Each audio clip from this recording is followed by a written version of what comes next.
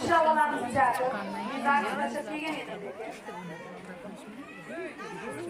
Zapis tugadi. Ma'no ketyapti, mavzu. Boy bo'ri bilan boy sariga Alloh farzand berdi. Biriga egiz berdi, biriga bir qiz berdi. Ular ulg'ayib 7 yoshga to'ldi deyapti bak. O'sha sahna kerak menga. Farzandli bo'lgandan keyin odam qanaqa bo'ladi? Qanday xursand bo'ladi?